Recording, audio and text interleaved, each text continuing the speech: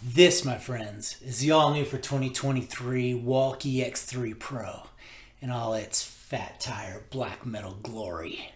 But seriously, look at this thing. It's beautiful. It's like if Blackie Lawless designed a bike. This isn't necessarily going to be a full review today. I don't believe that could be done in one afternoon. And I'm not going to put you guys through some boring unboxing video. You've seen one, you've seen them all. You put the front wheel on, you put on the fender, the light, the handlebars, charge it up, and off you go. I will be doing a review series on this bike. I'm going to commute on it every day, put a lot of miles on it. I'm going to put it through hell. I'm going to break stuff, I'm going to mod stuff, and hopefully it lives up to the task. So stay tuned. Over the next few videos, we're going to make sure that this bike is worth your hard-earned money before I recommend it. Now, what initially got me jacked about the new X3 Pro is the fact that Wallke took all the stuff off the H6 that makes it so awesome and stuck it on their mountain bike platform. And then some. So my favorite thing about the H6 is the brakes, and now the X3 Pro has them. 180 mil super thick rotors. These brakes are nuts, man. And when you have a bike this heavy going this fast, you need all the stopping power you can get, trust me.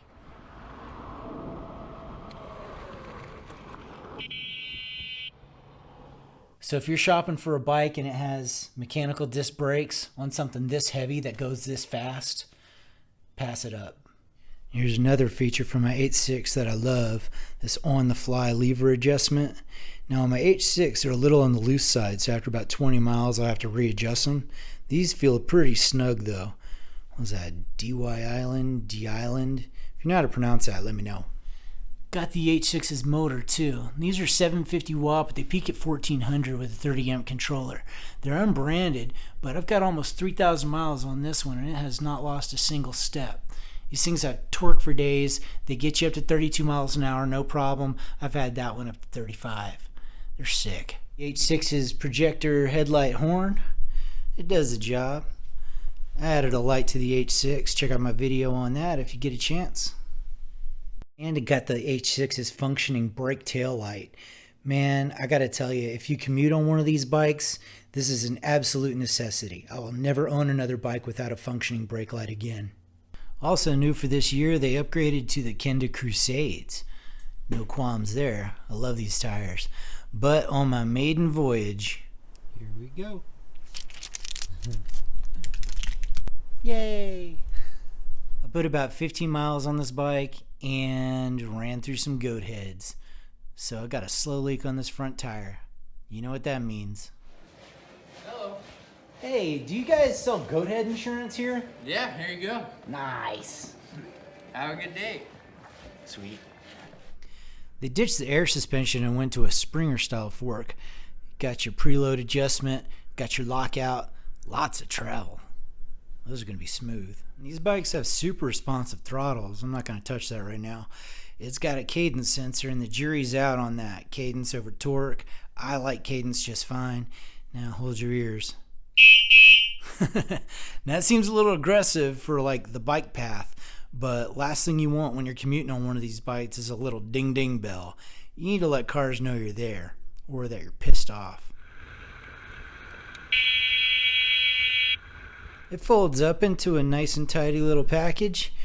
It doesn't have the breakaway handlebars like the H6, but if you hang on to a 4mm Allen key, you can flatten out those bars.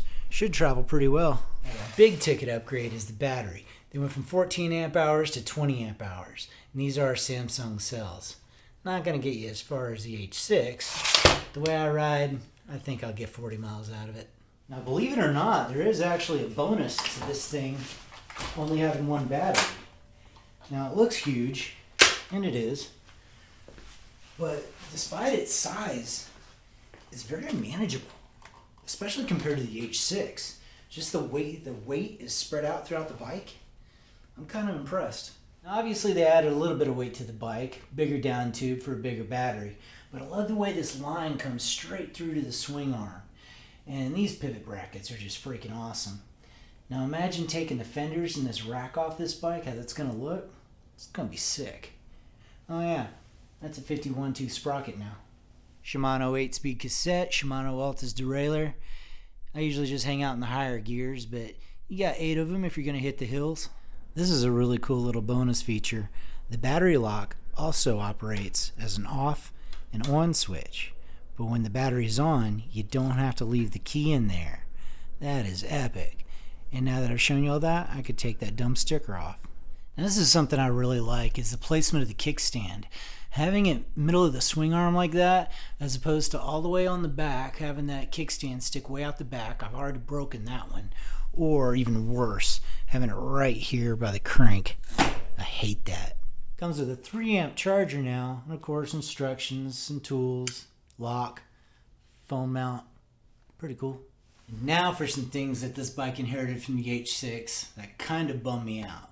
For some reason, when you're riding, that energy meter gets gobbled up, boy. And the same on this bike. I love these displays, but those energy readings are not accurate. You turn the bike off and on, they come back on and tell you exactly what you got, but as you're riding, it just goes down, down, down, down. Like a V8. Any bike or motorcycle that you buy, all your points of contact are gonna have to be personalized. Same is true with this. I really don't like these grips.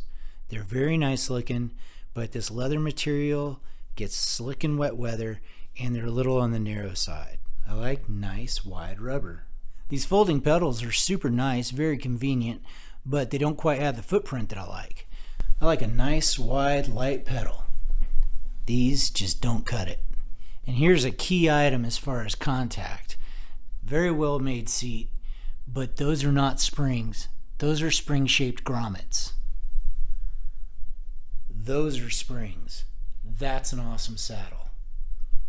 This is no bueno. Extra special thanks to the guys at Cafferty's Cyclery in downtown Nampa, Idaho, Wallke e-bikes, and Tannis Armor. Really appreciate you guys. Your products are awesome. Couldn't do it without you.